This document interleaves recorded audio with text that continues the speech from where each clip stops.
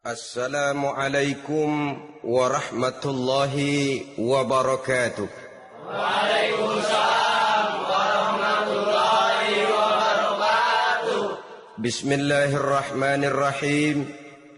Alhamdulillahi rabbil alamin. Wassalatu wassalamu ala ashrafil anbiya'i wal mursalin wa ala alihi wa ashabihil mujahidin at-tahirin, amma ba'du. Saudara-saudara kaum muslimin rahimakumullah. Tetapi sebaliknya, wa man jaa'a bisayyi'ati fala yujza illa mislaha. Barang siapa yang melakukan satu kejahatan, dia tidak akan mendapat balasan kecuali sesuai dengan kejahatan yang dikerjakannya. Alangkah rahman dan rahimnya Allah. Orang yang berbuat baik dibalas 10, dikali 7, dikali 100, masih dilipat gandakan pula. Tapi orang yang berbuat jahat tidak akan mendapat balasan kecuali sesuai dengan kejahatan yang dikerjakannya. Ini kan beda dengan sifat kita manusia. Kita ini kadang-kadang kalau dijitak membalasnya mukul. Tapi kalau orang berbuat baik kepada kita, kita enggan untuk berbuat baik kepada orang tadi. Allah tidak mengajarkan begitu. Satu kebaikan berbalas 10. Satu kejahatan berbalas dengan satu kejahatan. Maha Rahman dan Rahim Allah. Bahkan dalam Islam, niat berbuat baik saja mendapat pahala. Sedangkan niat berbuat jahat belum ditulis merupakan satu dosa sampai kejahatan itu dikerjakan oleh orang yang niat tadi. Umpamanya, saudara niat nanti malam giliran pengajian saya mau hadir di majelis taklim. Pas datang waktu malam hujan turun sangat lebat. Saudara berhalangan datang ke majelis taklim, saudara sudah mendapat pahala niat. Tapi saudara niat nanti malam kalau turun hujan, saya mau bongkar rumahnya si fulan, saya mau curi seluruh harta bendanya. Ternyata malam saudara tidak mengerjakan perbuatan itu belum ditulis dosa sampai perbuatan itu benar-benar dikerjakan. Tapi lalu jangan macam-macam, kalau begitu niat aja yang baik biar nggak usah dikerjain. Niat aja pengen ngaji walaupun tidak ada niatan untuk ngaji. Allah lebih tahu tentang apa yang terdetik di dalam hati sanubari kita. Itulah sebabnya sangat dianjurkan orang untuk melakukan segala macam kebajikan. Dan dianjurkan orang menjauhkan segala macam bentuk kejahatan. Karena dia akan berefek melahirkan dosa dan pahala. Dosa dan pahala itulah alat untuk memperoleh kebahagiaan di alam kubur, di padang mahsyar, sampai di akhirat nanti. Di dunia ini mungkin segalanya bisa kita beli dengan yang namanya uang. Keamanan kita bisa menyewa petugas untuk menjaga rumah kita. Kendaraan yang mewah bisa kita beli. Udara yang sejuk bisa kita ciptakan. Siapa banyak uang dia raja. Mungkin itu di dunia. Tapi bisa apa uang kalau kita sudah masuk ke alam kubur? Bisakah munkar nakir kita sogok? Udah karkir, jangan nanya nih, cepet. Bisakah malaikat azab menyingkir dengan uang semir? Ternyata tidak. Untuk memperoleh kebahagiaan di sana, nilai pahala. Kesengsaraan akan kita dapat kalau kita banyak menumpuk dosa. Oleh karena itu jangan beranggapan, pahala nggak kelihatan, dosa juga nggak kelihatan, biarin saja. Yang tidak kelihatan ini pada waktunya akan memegang peranan yang sangat penting. Tapi tidak cuma untuk menghadapi hidup di situ, kita lalu harus berbuat baik dan meninggalkan yang jahat. Terutama juga di dunia ini. Toh pepatah bilang gajah mati meninggalkan gading, harimau mati meninggalkan belang. Apa yang akan kita tinggalkan setelah kita mati?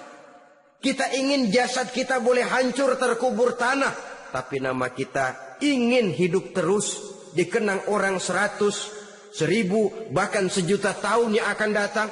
Ditulis orang dengan tinta emas dalam sejarah, tercatat kita sebagai orang baik-baik.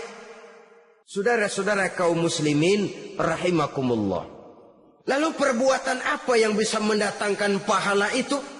Saudara-saudara, semua perbuatan yang diperintah dan dianjurkan oleh Allah, yang dikerjakan dengan ikhlas hanya untuk mencapai ridho Allah, mendatangkan pahala. Kadang-kadang menurut pendapat kita remeh, tapi nilainya di sisi Allah besar. Itu pahala. Menghitung pahala itu hak prerogatif Allah. Perbuatan yang ringan Allah mau berikan ganjaran yang besar, itu urusan Allah. Misalnya, kata Nabi, la tahkiranna minal ma'rufi syai'an. Jangan kamu menganggap remeh perbuatan baik walaupun kecil. Jangan merasa sulit melakukan perbuatan yang mengandung pahala. Bertemu dengan teman, muka kita cerah, berpahala. Menyingkirkan duri di jalanan, berpahala. Menolong orang yang sesat, memberitahu orang yang bertanya, berpahala. Tidak sulit kalau kita mau. Yang diperintah dan dianjurkan oleh agama, itu perbuatan yang mengandung nilai-nilai pahala. Masalahnya cuma tinggal mau atau tidak, dan dikerjakan dengan ikhlas. Bertemu teman, mukanya cerah, pahala. Menyingkirkan duri di jalanan, pahala. Sedekah, pahala. Tidak berupa perbuatan, bisa berupa ucapan. Misalnya bersolawat, pahala. Bertasbih dan bertahmid, pahala. Kata Nabi, kalimatani khafifatani 'alal lisan, saqilatani fil mizan. Ada dua kalimat yang enteng di lidah tapi berat di timbangan akhirat nanti. Apa itu? Subhanallah walhamdulillah.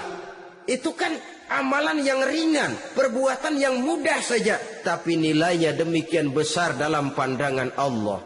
Jadi pendeknya, perbuatan yang bernilai pahala adalah perintah dan anjuran agama yang dilaksanakan dengan ikhlas semata-mata untuk mencapai ridho Allah, itu mengandung pahala. Niat dasarnya itu harus karena Allah. Landasannya harus karena ikhlas. Bukan cuma sekedar basa-basi, tidak karena ingin dipuji orang, tidak karena mengharap tanda jasa, tapi ikhlas semata-mata. Dari perbuatan yang paling kecil dan mudah sekali sampai kepada amalan-amalan yang besar dan memerlukan biaya yang besar, seperti melaksanakan ibadah haji, seperti jihad fi sabilillah, membangun masjid, membangun pondok-pondok pesantren, membangun pusat-pusat kesehatan, membangun jalan-jalan umum, termasuk menjaga keamanan. Jangan dikira loh, siskamling umpamanya, menjaga keamanan kampung tidak berpahala. Kalau diniatkan ibadah, menjaga ketenangan warga supaya mereka tekun ibadah, ikhlas karena Allah, itu juga bernilai ibadah. Keluar kita dari rumah, pergi pagi, pulang sore, peras keringat, banting tulang cari nafkah, buat menghidupi anak istri kita. Kalau diniatkan ibadah, melaksanakan kewajiban sebagai kepala rumah tangga, membantu orang tua sebagai anak, itu juga perbuatan-perbuatan yang mengandung pahala. Yang terbaik sesuai dengan bidang kehidupan kita. Ada orang yang dinamakan abid, ahli ibadah, pahala yang paling baik bagi dia, banyak-banyak tahajud, sembahyang malam, wirid, zikir, tasbih. Ada yang dinamakan orang alim, pahala yang paling baik buat orang macam ini, mengajar, menyebarkan ilmu, mendakwahkan Islam. Ada yang disebut wali, pejabat pemerintah, petugas. Amalan pahala yang paling baik buat orang semacam ini, melayani masyarakat, bekerja di bidangnya sesuai dengan profesinya. Saudara hadirin yang saya hormati, jadi dengan demikian, perbuatan-perbuatan yang mengandung nilai-nilai pahala ini bisa perbuatan yang menurut kita kecil namun punya nilai besar. Apalagi perbuatan besar dengan biaya yang besar, tentu makin besar juga pahala yang disediakan oleh Allah Subhanahu wa ta'ala. Oleh karenanya, kalau kita bercermin dari ayat Quran, hidup ini kesempatan untuk berbuat baik. Huwallazi khalaqal mauta wal hayata liyabluwakum ayyukum ahsanu amala. Dialah Allah Tuhan yang telah memberikan hidup dan mati kepadamu untuk menguji kamu siapa di antara kamu yang paling baik amal perbuatannya. Jadi tidak saya rinci, tapi cukuplah satu penjelasan global. Perbuatan yang berpahala adalah perbuatan melaksanakan perintah Allah atau anjuran Allah dengan dasar ikhlas, dengan tujuan untuk mencapai ridho Allah semata-mata. Lalu apa perbuatan yang mengakibatkan dosa itu? Saudara-saudara, dosa lahir akibat melakukan larangan Allah atau mengerjakan yang dicelaknya. Nah, para ulama ada yang membagi dosa itu menjadi dua bagian. Ada dosa-dosa kecil, ada dosa-dosa besar. Tetapi sebenarnya ditinjau dari segi hakikatnya, kalau sudah melakukan satu kesalahan yang mengakibatkan dosa, jangan dilihat besar dan kecilnya, tapi kepada siapa dosa itu kita kerjakan. Sebab kalau dosa kita anggap satu yang kecil, orang akan terangsang untuk mengerjakan yang kecil-kecil saja.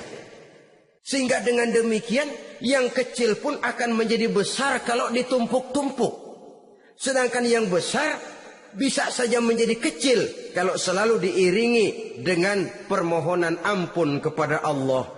Itu sebabnya para ulama sufi, orang-orang tasawuf mengatakan, la saghair ma'al istimrar wala kabair ma'al istighfar. Tidak ada dosa yang kecil kalau dikerjakan terus-menerus, dan tidak ada dosa yang besar kalau digempur tiap saat dengan perbuatan istighfar atau memohon ampun kepada Allah Subhanahu wa taala. Cuma saja pada umumnya, karena dosa-dosa kecil itu lebih mudah taubatnya, dan ada janji Nabi, barang siapa yang meninggalkan dosa-dosa besar akan diampuni dosa-dosanya yang kecil-kecil.